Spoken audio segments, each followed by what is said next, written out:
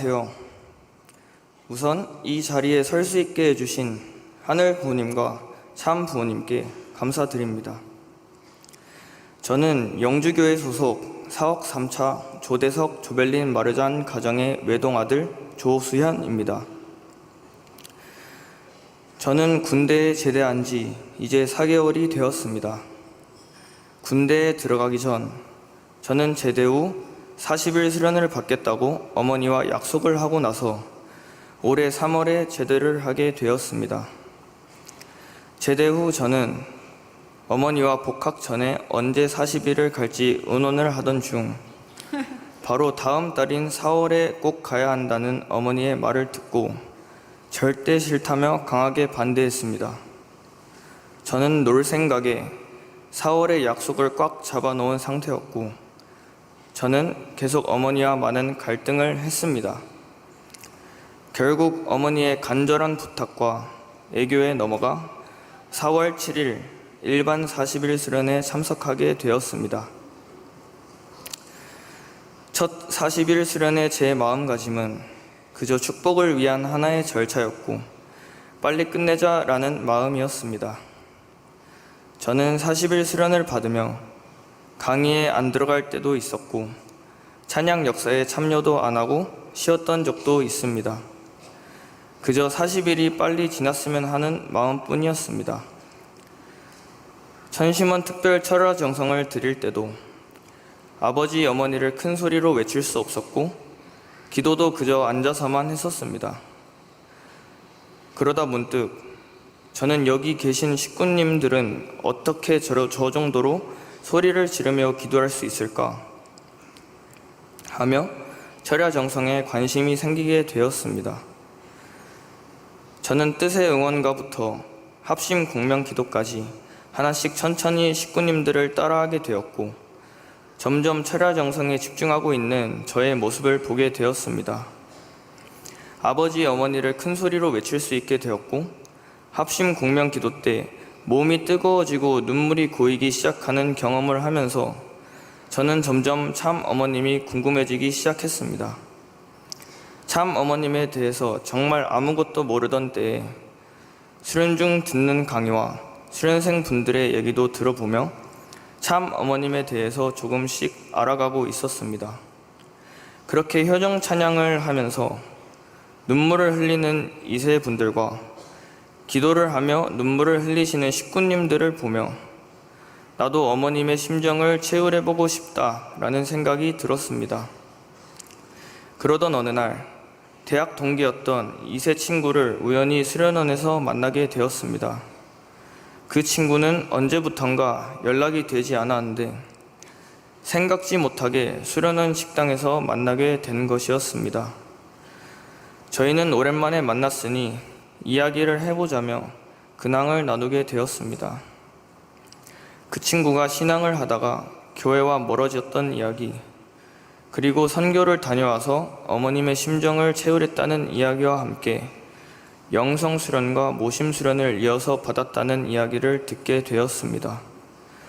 여러 가지 대화를 해보니 정말 학교에서 보던 친구가 영성수련 받기 전과는 전혀 다른 사람처럼 느껴졌습니다. 저는 전도당하는 느낌으로 그 친구 이야기에 빨려 들어갔습니다. 그날 이후 저는 제 삶을 돌아보게 되었습니다. 2세로서 사회에 있는 동안 양심에 찌를 때도 많았고 마음이 불편했던 적도 많았었던 과거에서 하늘 부모님께서는 언제나 저에게 신호를 보내신 게 틀림없다고 느끼게 되었습니다. 그리고 그 친구가 느꼈던 어머님의 심정은 무엇일까 궁금하게 되었고 너무나도 달라진 그 친구를 보며 자극을 받게 되었습니다. 그래서 저는 목사님과 어머니께 영성수련을 받겠다고 말씀드려 특별 정성수련에 들어오게 되었습니다.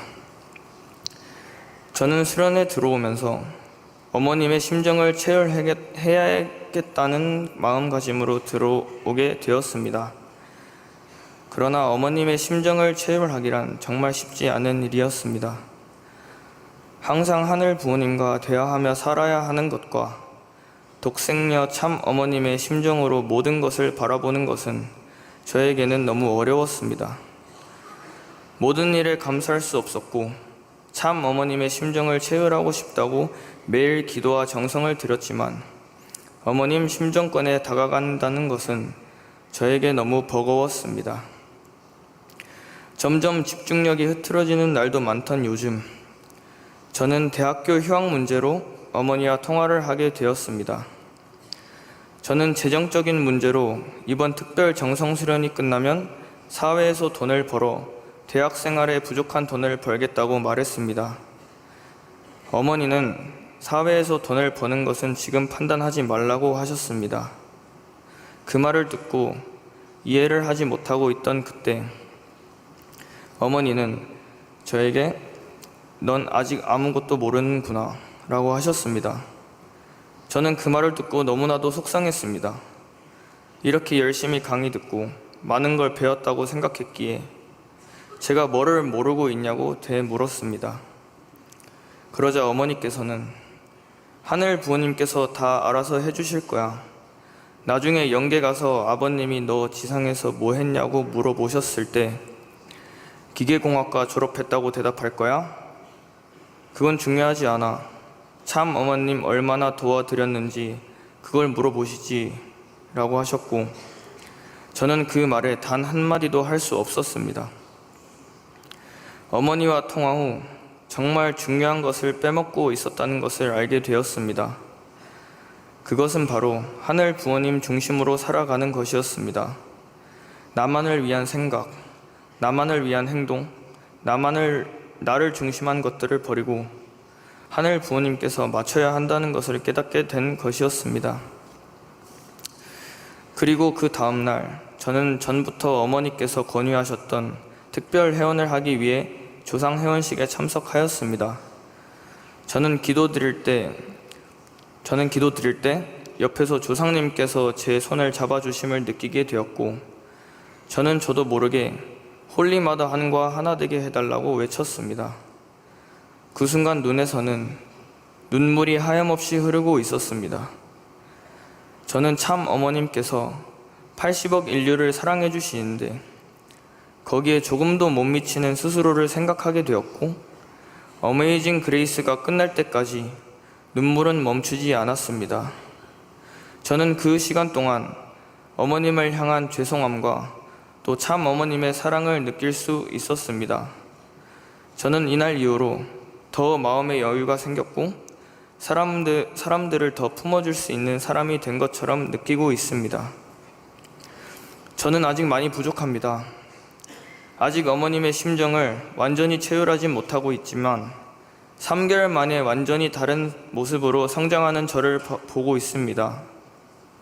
강의를 열심히 듣고 합심 공명 기도 때 소리를 잘 지르고 찬양할 때 열심히 찬양하는 것도 중요하지만 이 모든 것을 참 어머님의 심정으로 임하는가, 하늘 부모님의 입장에서 먼저 생각하는가, 그것이 먼저라는 것을 깨닫게 되었습니다. 이제는 2세로서 어머님을 지켜드려야 한다는 것을 알게 되었습니다. 앞으로는 더 발전된 모습을 어머니께 보여드리겠습니다.